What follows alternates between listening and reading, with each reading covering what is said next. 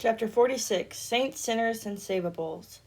At the petition drive on Sunday, May 10th, my job was to greet the cars as they drove up and bring the petition to them to sign right up to the car window. Mother and Daddy would come by with the notary to check their driver's license. No one even needed to get out of the car.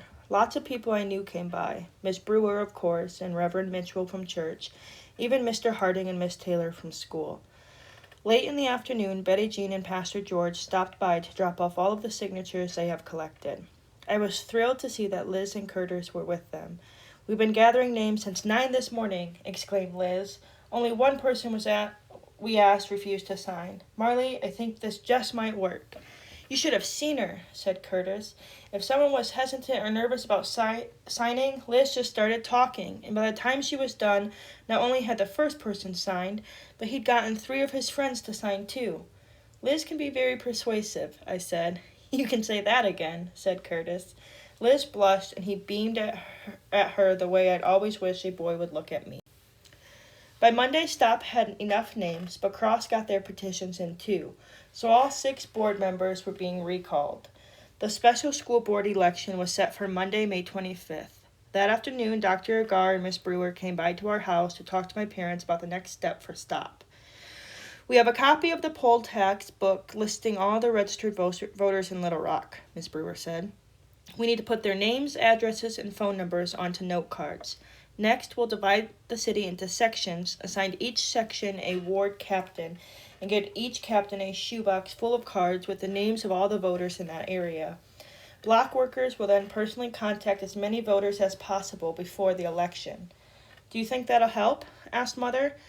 "It has in other cities where there was a tight election," said Miss Brewer, "but we won't win without the African American vote." "Pastor George and I will handle that," said Betty Jean. There were already tea and cookies on the coffee table, but this time, instead of going back into the kitchen, she was standing in the doorway listening to the conversation.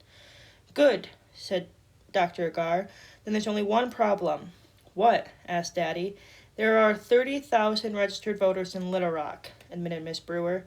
30,000? repeated Daddy. "But the election is only 2 weeks away. By the time we get all the cards organized..." Mother shook her head. "It's impossible." But I was doing some calculations. "No, it's not." They all turned to me. 30,000 names sounds like a lot, I agreed. "But if you divide it up between 30 people, that's only 1,000 names each. If you figure it takes a minute per card, that's 1,000 minutes, or about 17 hours. That's not forever. It's only one long weekend." They all stared at me. What can I say? I've always liked long division. "Marley is very good at math." Mother sounded proud. "If you have more people," I said, "it'll take even less time." Dr. Agar looked at Miss Brewer. She nodded. "We'll see what we can do." For the next 48 hours, all the WEC members we could round up worked frantically, putting their names, addresses, and phone numbers of all 30,000 registered voters in Little Rock onto note cards. Miss Winthrop and Miss Dalton both came over, and they stayed working late into the night. Miss Brewer went to the county clerk's office and got copies of the recall petitions. Everyone who signed the Stop petition was listed as someone we could count on for their support.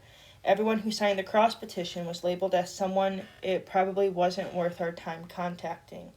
We were going to focus on those who weren't on either list. While I copied names at home, Liz copied names at church. "We've got the saints, the sinners, and the savables," she commented to Pastor George.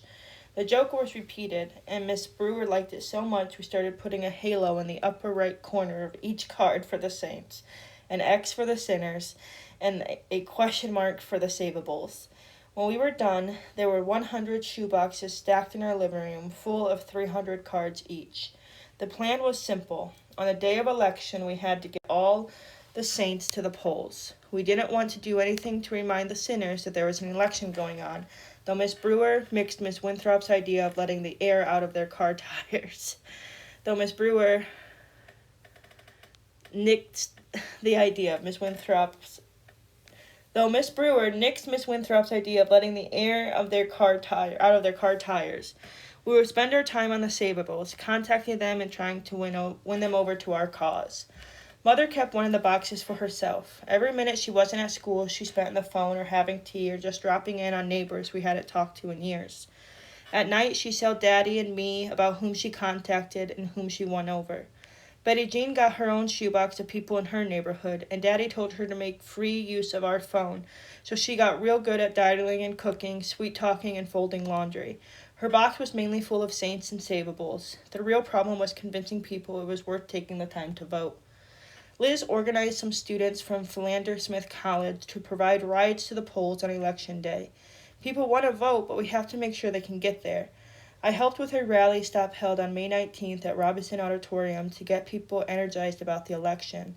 Pastor George held a separate rally for Negroes at Dunbar Community Center the same evening.